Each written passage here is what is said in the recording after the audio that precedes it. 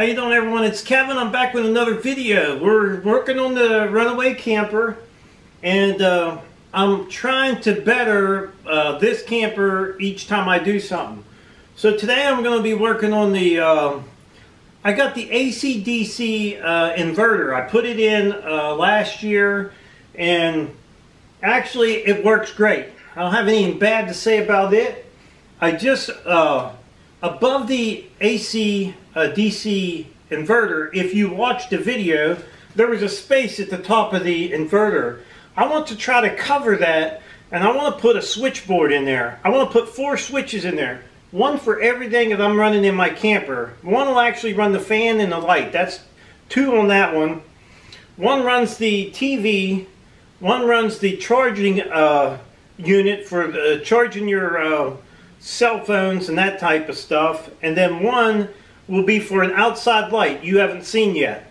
So I want to put 4 switches in this box that I'm going to build above the AC/DC inverter, and I'll show you where it's going if you haven't watched the video.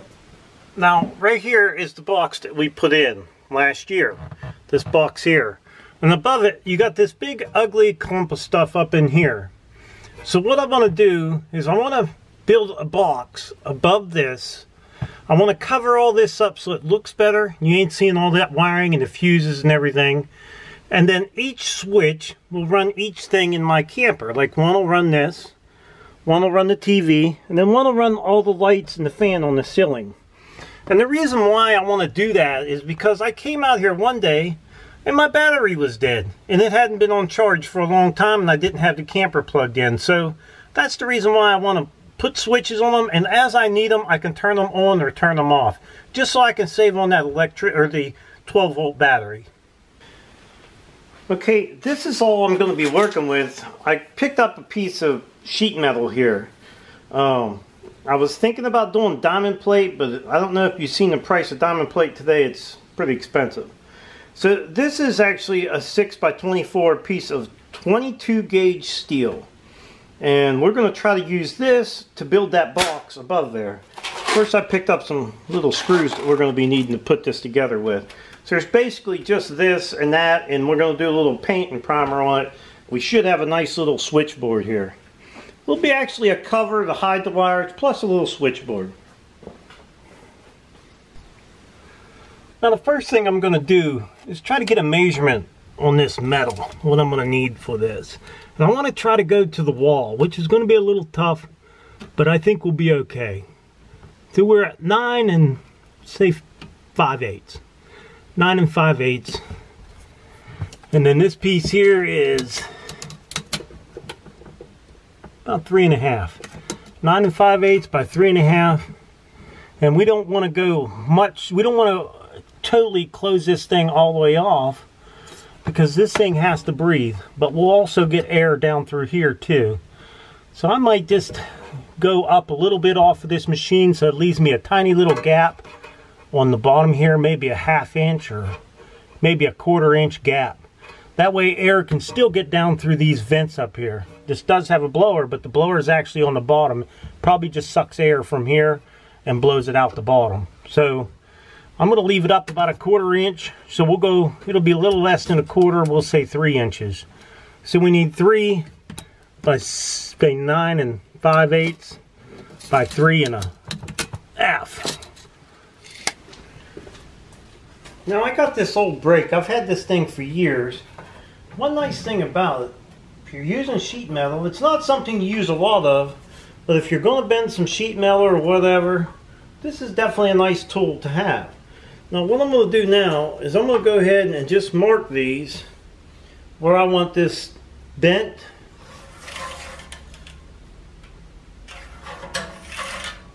Okay, I'm going to mark each one of my lines here, so I'll know just about what I need and where I'm going to be cutting and bending.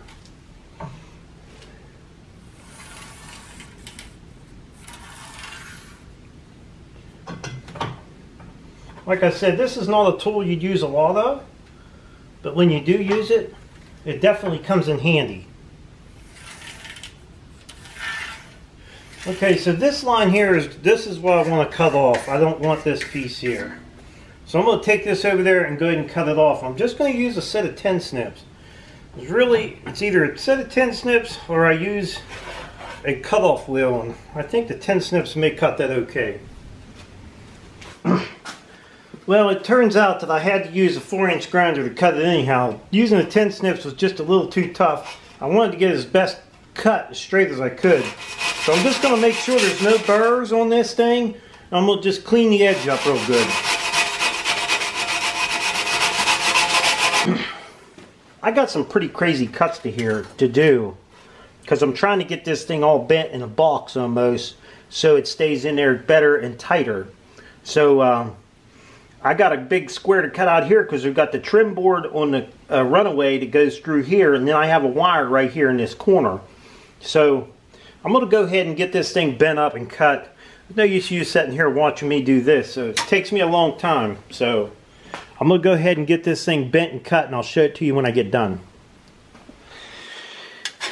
Now to you, this may look like some pretty crazy cutting, but to me, this is going to be the front plate. So I want to do this the best that I can. That's what we're all going to see. So I'm going to take it over to the brake.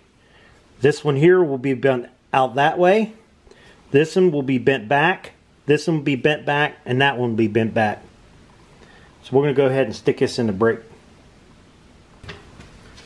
Some of this stuff is even confusing to me, but we're going to do the best that we can to get this thing bent up the way that we want it. Now this is not a box brake, so it's a little bit harder with this brake because it doesn't make really boxes.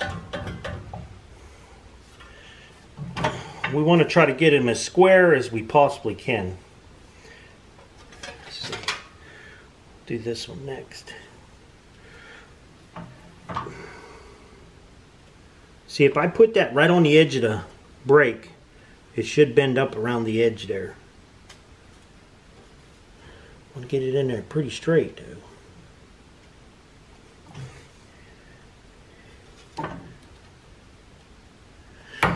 Okay. See, it should go right up the edge of the brake.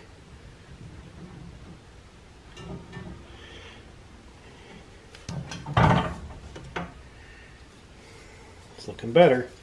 Now we're going to do the same thing with this side over here. We'll put it right up the edge of that brake.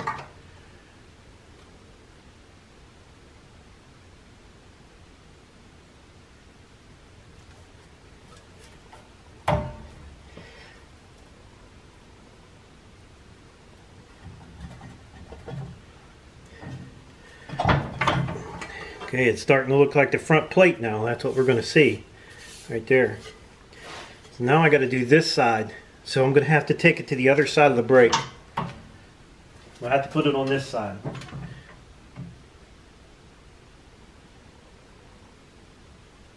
This way it will go up in that side of the brake. Oh no, I almost did it wrong. I needed that to go the opposite way. Whew, it's going to be a tough one there.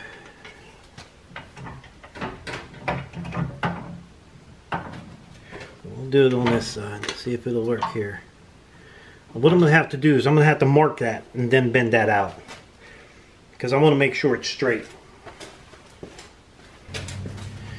Okay, we got it marked now, so we should be able to slide this thing in here, get this and get it bent up the other way, because this is where our screws are going to go into the wall. We have to be able to take this panel off in case a fuse goes bad. So that'll be our plate right there. I'll try to clean it up a little bit. I'll take a file or sandpaper and clean the edges. I know a lot of you guys are saying this is just a little piece of metal. It can't be that much work, but it is a lot of work. And I'll tell you why. Because you don't want no sharp edges on none of this. So this side over here, you can see what I've done. Every corner has to be rounded off, so you can't cut your fingers on it. Everything has to be rounded off, fouled, and sanded. So when you pull this thing on and off, you don't lay it down, somebody pick it up and get cut or something. So there is a good bit of work to it. You don't want no sharp edges like these little burrs on here. They'll cut you. So that's what I'm working on now, trying to get all this cleaned up and filed down, sanded down. I got me a little block of wood in here in the thing. I made the other side. This is the little 3-inch side. So I got it made, rounded all the edges off. Looks like I missed one there. I'll have to catch up with it. But I want to go ahead and pre-drill some holes in this thing. So I'm going to put some, I got some self-tappers, but I just want to pre-drill a couple small holes through this so it'll start them easier.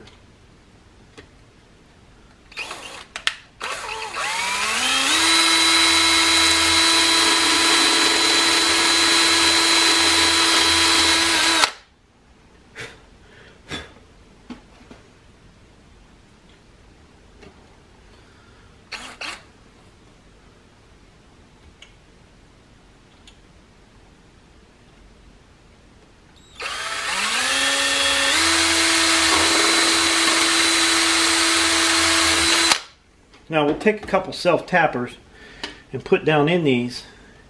Then we'll have basically our box made that we're going to put the switches on. I got both of the screws put in here. These are both self-tappers, but I pre-drilled them anyhow, so it's not that hard. And then I just went ahead and turned these over, and I drilled me a hole here, and then I did the same thing on this side, as you could see them, so I could put them into the wall. Now there's going to be on this side right here, there's going to be at least one out here on this corner to screw up into the ceiling, which would be the bottom of that shelf. That way it keeps this from turning down. So we're going to put one here, and then we'll have 2 on this side and 2 on this side to hold it up.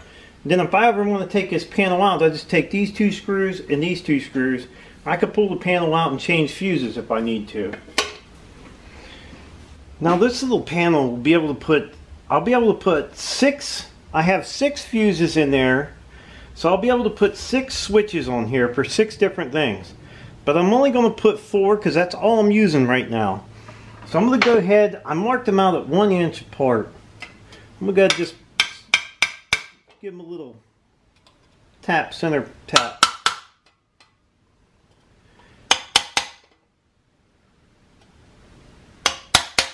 Then we're going to drill these out for our switches. Go ahead and get them drilled out for our switches.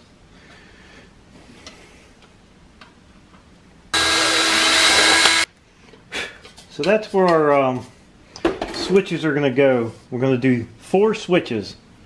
And then like I said, later if I like, I could put 2 more in there.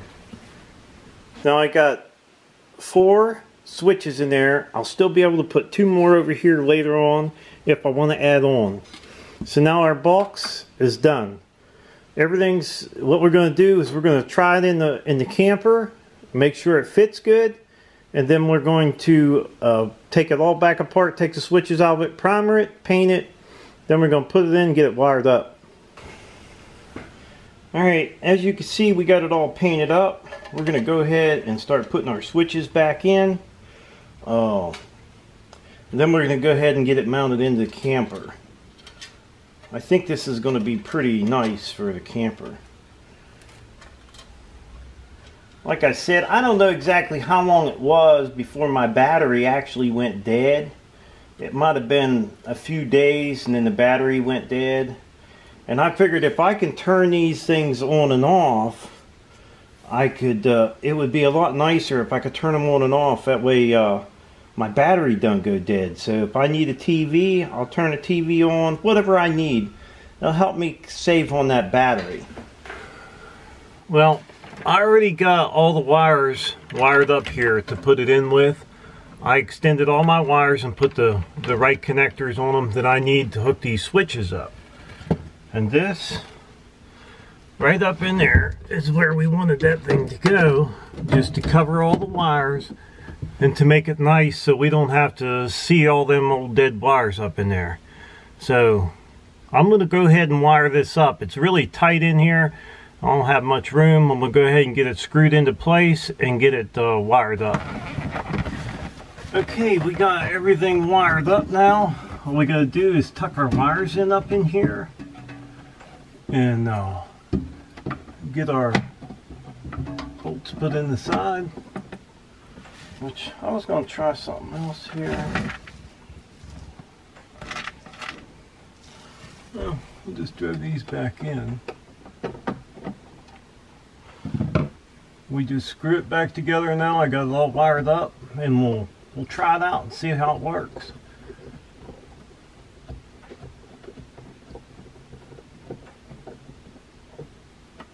This is actually pretty nice because it does hide a lot of that old wires up inside there that you don't want to see, you know. Nobody wants to see all that garbage wires. Especially my wife. She don't like them wires hanging out, but anyhow, we'll put 2 more screws in this corner and it'll be all back together. And I think that'll look a lot neater than having that fuse box out there showing. It should turn out pretty nice. Well, we got it all in and we got power back. And see here, you can see the power's on this thing. If I want that one out, I just find out which one it is. I'll mark each one of them and I can turn them on and off by turning the switch on and off. That's easier so I don't run no juice. If I'm not going to use this, there's no use in me having that on, so I'll turn it off. And then the same way with the TV. You can see the TV got power in it. If I don't want it on, I'll just turn it off. So I ain't got the power in the TV now. Or turn it back on. Now I got power in the TV. So then I can still work my lights and everything and just have the one switch on. If I just got the one switch on, I'm not really using any power because when the light's off, the light is off. When the fan is on, the fan is on. Well, you know, a lot of these videos that I'm making I'm making them to let people know what I'm doing to my camper. To try to fix it up. You know, what I'm like hiding them wires. I mean, to me, that's nice. It looks more presentable with the cover over top of it instead of having all them wires up in there hanging out. And of course, you never know who's going to stick their fingers in there or start screwing around with a little bit of them wires. So it's nice to have them protected and behind a little housing there. I hope you guys enjoyed my video. Don't forget to subscribe, leave me thumbs up, thumbs down, or a comment if you'd like. Till next time.